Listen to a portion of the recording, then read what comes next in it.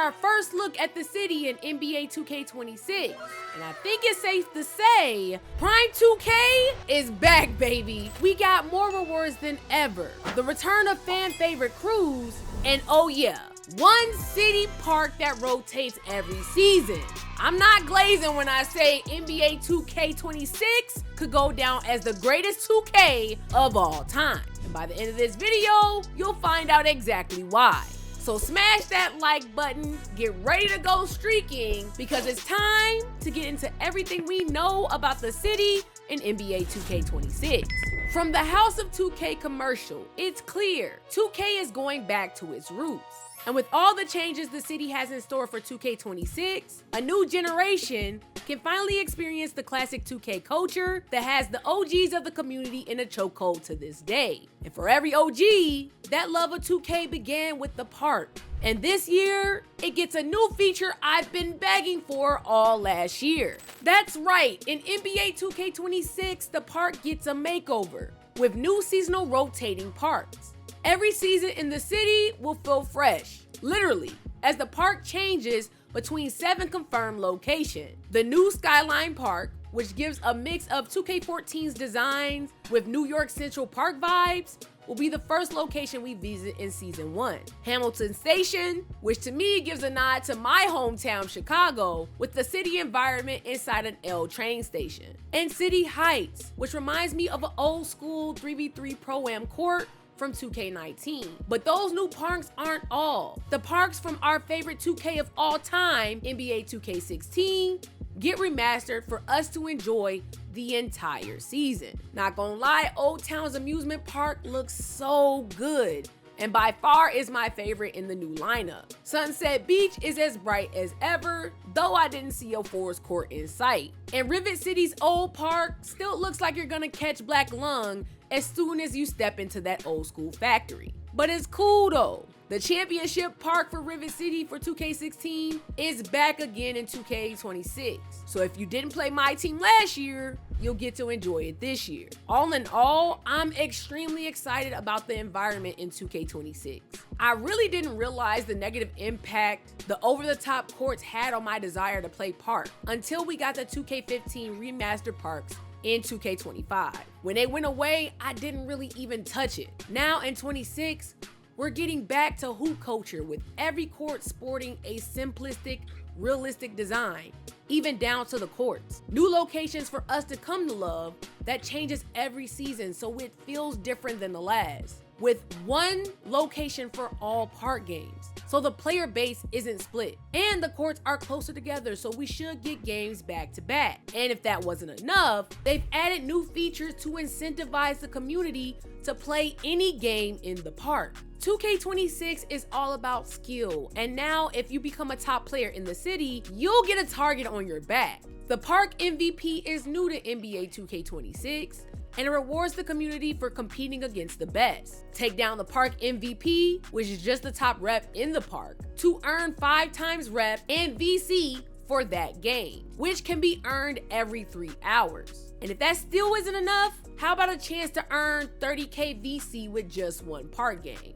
Do I got your attention now? Yeah, I thought so. So get ready to go streaking in NBA 2K26. No, not like that, but by becoming a streak setter. Claim a court in the park as your own by setting the highest streak on it for that season. But be careful, the entire city will be looking to knock you off your spot for extra VC. The higher your active win streak, the more VC your opponent will earn for breaking it. After 20 games, that bounty goes up to 1,000 VC per game. I swear Trey Magnum in 2K26 is gonna have a field day. Plus, there's no limit to how many streaks you can spoil in a day. So if you need extra VC, but don't want the risk that comes with playing stage, chasing streaks in the park might be the way for you. But y'all let me know in the comments, do you think that this streak buster system will improve the experience of people getting games on higher streaks? Or are y'all still gonna duck the smoke? But 2K26 feels like the biggest revamp to the park we've seen in years. They've even added a 25% rep boost for all park games just to get us playing there. So for me, I'll definitely be in the park day one. Though I do have a few critiques for the mode. It doesn't seem like we're getting a ones court in the park, so you'll probably still have to go to stage or theater if you want to play it. Plus, I wish if there's gonna be one park, the time of day would still rotate so it doesn't feel like it's gonna be stale by the end of the season. But moving to one park is low-key smart. If you want a different feel, you gotta go enjoy one of the other city modes, which in 2K26 will be easier than ever to get to. The city is condensed even further in NBA 2K26 with one central hub for all shops and game modes. Plus, you never have to leave the city. You can freely swap your players without having to load back. And though we actually didn't see most of the courts in the trailer, the theater, starting five, pro-am, proving grounds, and yes, the stage are all confirmed to be in the game. So all the stage community can finally get out of my mentions. 2K said, here, dag, keep your part. Even though with the new Street Buster system, it's low-key stage with no downside. So maybe we'll see some of y'all more in the park. But the city is more accessible than ever, shaped mainly like 2K23's main area, with portals to every mode available all in one space. But it does seem like a bunch of the side courts were removed, so if you enjoy playing on the Gatorade court with your community, you might have to find a new place to go. Yet, being a sweat in one mode may actually be the wave this year. 2K put an emphasis on being skilled, and that carries throughout the entire game. They've added leaderboards not only by mode, but by region, so you'll know exactly who the top players in the game are. The mode leaderboards tracks the players with the most win in the theater, rec, proving grounds, triple threat park, starting five, and stage, with the player with the most wins at the end of the day getting a statue outside that game mode.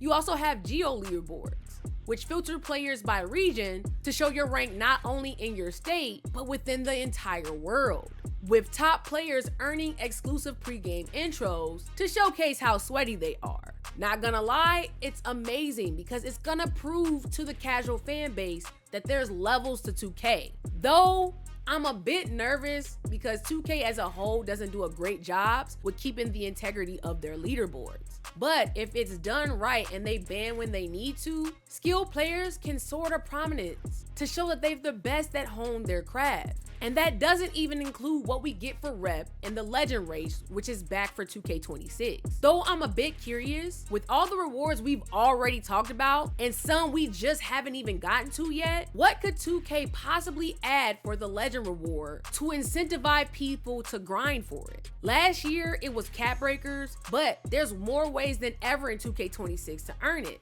So, will the legend reward actually be worth it? It literally has to be on legendary proportions to get people to grind for it. But at least this year, you won't have to take the grind alone. Take over the city in NBA 2K26 with your crew. Affiliations are out in favor of crews. And if you're an OG 2K fan, then this is nothing new to you. In NBA 2K26, crews are revamped for the new generation. Add up to 50 of your best IRLs or community members that you meet along the way to compete for city supremacy on the leaderboards by winning and completing challenges. And trust me, you don't want to be caught as a lone wolf out in the city, because leveling up in a crew will net you custom logos, exclusive clothing, VC and rep multipliers when playing with your crew, unlimited Gatorade and boost with up to 4 cap breakers and an extra max +1 badge slot. And that's not even everything. So with that being said, the block party is recruiting members to the crew. So let me know in the comments if you're interested. 2K also looks to put security measures in place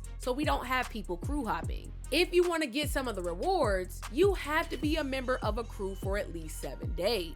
And with the type of rewards locked behind crews, I wonder how long it'll actually take for you to level up. And if you leave a crew, do you lose cap breakers? If you join a crew that has cap breakers, do you get them immediately? These questions need to be answered, but either way, it's a major W for the community. Though, as a content creator, I wish the rosters were expanded a bit more, because that 50 member player limit doesn't allow us to focus on building up our community crew, but it's something I can't wait to see how it's implemented in the city, especially because it challenges you to play the game as much as possible. And in 2K26, you won't ever feel like you have nothing to play for. 2K finally took a page out of My Team by adding challenges into the city for us to complete over the span of the game's life cycle. There's 4 main types of challenge levels.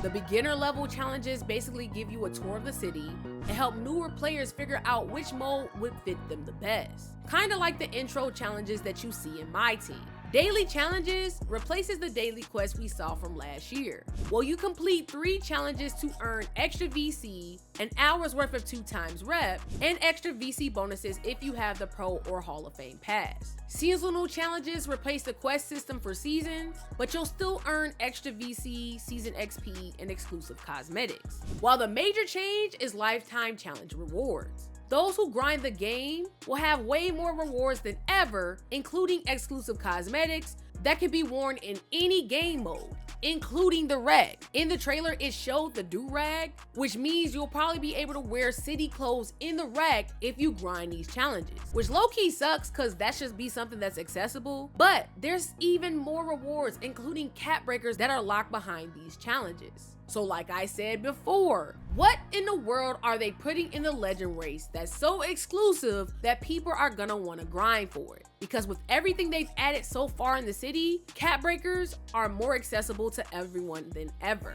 Plus, if you complete 300 challenges, you get a 5 million VC reward. So I'm not gonna lie, that legend reward gotta be crazy. But this is a major change that is a W for the community. One thing I loved about My Team is that they get content all the way up until like season 8. Yet in my career, we barely have anything to play for after season 5. So with the rotating park, these lifetime challenges, hopefully the rewards will be enough for the grind. And that grind doesn't stop with just challenges. Compete at the highest level in 2K by taking on the Pro-Am Summit. This seems like a new spin on League Nights from old 2Ks, and something we saw last year with King of the Court in the city, which this Pro-Am Summit has the potential to take on the new version of what the 2K League was supposed to be. In the Pro-Am Summit, you'll compete against the best of the best for exclusive prizes. Whether you're playing 3v3 or 5v5, qualify by playing 10 games in the Pro-Am to compete in a King of the Court style weekend tournament that occurs every 3 weeks. With your top 5 scores during that tournament, determining the top teams on the leaderboard, and win tiered prizes along the way. This mode is a step in the right direction for 2K when it comes to the competitive hoops. As we all know, the 2K League failed because casual engagement was at an all-time low. But by adding the competitive element accessible in the main game and establishing who the best players are in the game with leaderboards, it'll help build casual engagement for competitive hoops, especially since in 2K26, the gameplay is more dynamic than ever. If this mode is executed right, it can grow into something that's like the Marvel Rivals League, a competitive mode within the main game that connects you IRL money and exclusive rewards for competing against the best of the best. Let's just hope the test dummy King of the Court paves the way for a 10K prize to make its way over to my career. But if competing online isn't your thing, that's okay. The offline modes gotta revamp as well. The street ball courts have now all been moved into one place called Street Kings. Now compete against street ball bosses in a battle style to earn 40 levels of rewards that honestly, to me, are worth the grind. Not only do all these court environments look really good, especially the one in the gym, the cosmetics look worth it as well. At level 35, it looks like you get a Shaq big head, which could open up the possibilities for getting more NBA player style helmets in the city. Y'all let me know in the comments if that's something you guys would work for. But trust me,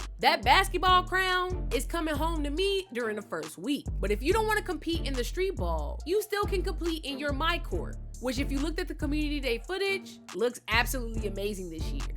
with the added benefit of being able to customize your court at Pro-Am levels, even down to the backboard. The My Career story has a whole new feel with Spike Lee directing it and can continue even into the playoffs. But if you just want to break from 2K and your favorite IRLs piss you off on the court, go ahead and settle y'all beef on the track, which now has been expanded from just the go-karts to pocket bikes and more. Plus now you can compete against your friends for VC prizes. So all I'm saying is I'm finna show my skills from Mario Kart over here in 2K's track. But though everything in the city looks amazing, there are still some major disappointments coming out from this announcement. I'm not gonna lie, it's long overdue, but female My players are still not in the city, which is a major L because it's been over 6 years at this point that the WNBA was introduced into the game.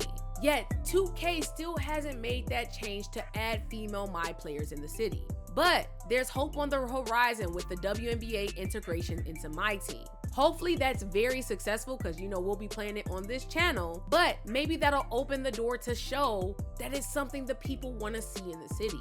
And with the player helmet styles that are available in the streetball court and probably in the stores, maybe we'll see some female cosmetics be added in the city to hold us over to hopefully next year, because come on 2K, it's about that time. But y'all let me know in the comments, did all these city changes make you more excited for NBA 2K26's release? We're less than 2 days away from early access, and at least for me, everything we know about the gameplay, the new improvements to the city's environment and modes, with more rewards than ever, has me thinking that this 2K26 has the potential to be the greatest 2K game of all time. Maybe Spike Lee truly is the cheat code for a 2K game. But if you need the perfect build to set you up for success day one in the My Career story, tap the video on the screen. And on that note, I'ma see y'all in that one. Good night.